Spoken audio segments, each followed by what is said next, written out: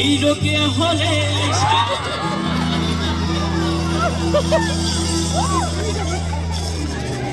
কোথায় আইসা আবার শুনবো এই রোকে হলে আইসা আমার মাতাল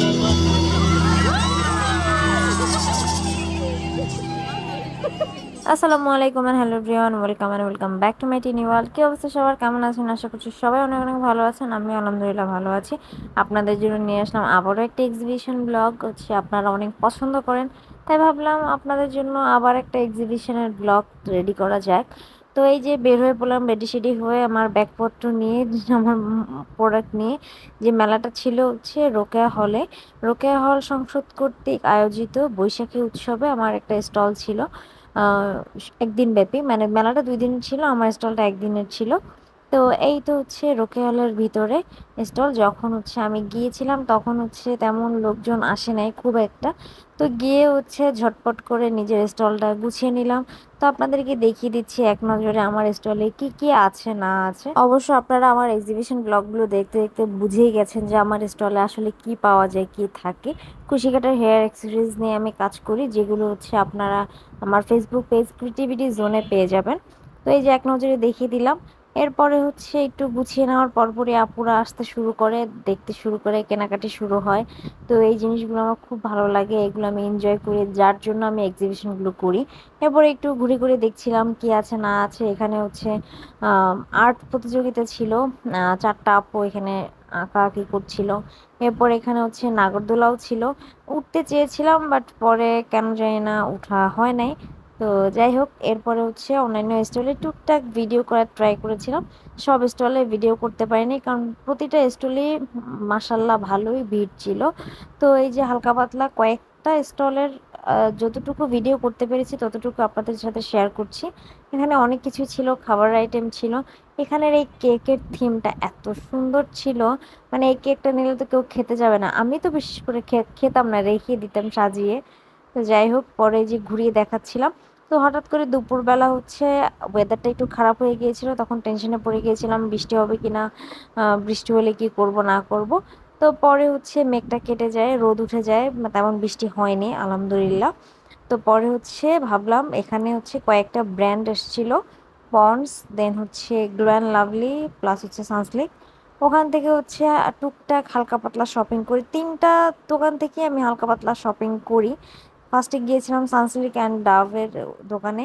দেন গ্লো অ্যান্ড লাভলি, এখান থেকে কিছু কেনাকাটা করি, অল্প কিছু। তো এখান থেকেও প্রতিটা দোকান থেকে আমি হালকা পাতলা অনেক কিছু গিফট পেয়েছি। তো কি গিফট পেয়েছি না পেয়েছি সেটা আরেকটা ভিডিও করেছি, সেটাই আপনারা দেখতে পাবেন। কি কিনে কি কি গিফট পেয়েছি ওইটা ওখানে একটা ডিটেলস ভিডিও থাকবে।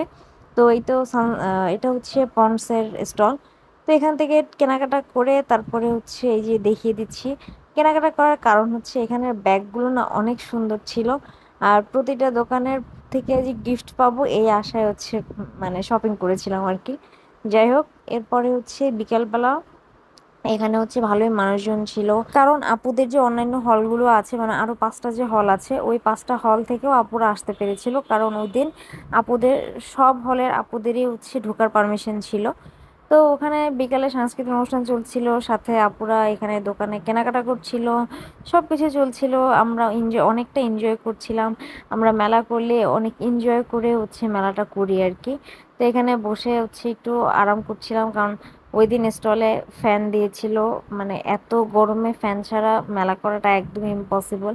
তো এই যে বলেছিলাম যে সাংস্কৃতিক অনুষ্ঠান চলছিল, তো এখান থেকে একটু ছোটোখাটো ক্লিপস নিতে পেরেছিলাম। তো এই যে বিকালের অবস্থা, বিকালে মানুষজন হালকা পাতলা কমে আসছিল, কারণ আমাদের 6টা পর্যন্ত টাইম ছিল, 6টার পরে আমাদের স্টল ক্লোজ করে দিতে হয়েছিল, এটা আগেই বলা ছিল। তো তো সন্ধ্যার দিকে মানুষজন একটু কমে আসছিল। তো আমরা 6টার পরে স্টল গুছিয়ে বের হয়ে আসি। তো এই যে দেখিয়ে দিচ্ছিলাম, এই যে রোকেয়া হল। তো এই হলে মেলাটা ছিল। তো এরপর ওখান থেকে বের হয়ে হাকিম চত্বরের যে প্রথম যে দোকানটা, ওই দোকানটা থেকে আমরা একটু সন্ধ্যার খাবার খাই।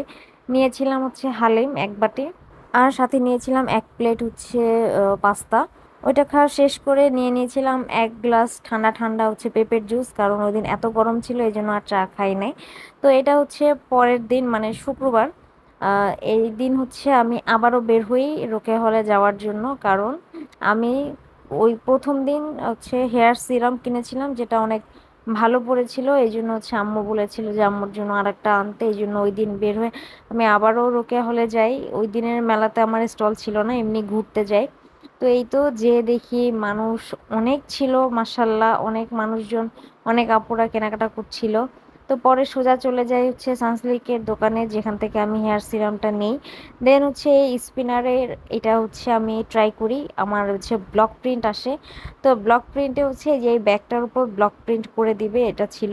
তো আমি হচ্ছে খুব একটা ডিজাইন না করে জাস্ট একটা লোগো নিয়ে তারপরে চলে আসি। এরপরে হচ্ছে ওখানে ওই দিন তাসরিফ খানের হচ্ছে কনসার্ট ছিল। তো এটা একটু হালকা পাতলা আমি এনজয় করি ওখানে দাঁড়িয়ে থেকে।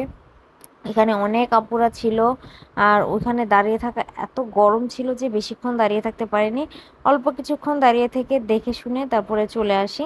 তো যখন বের হতে যাব তখন দেখলাম যে একটা আপুর মাথায় হচ্ছে মানে চুলে আমার হেয়ার ব্যান্ড, যেটা দেখলে আমার খুব খুশি লাগে। আমি অনেক মানে আমি জানি না কেন জানি না আমার অনেক ভাল লাগে।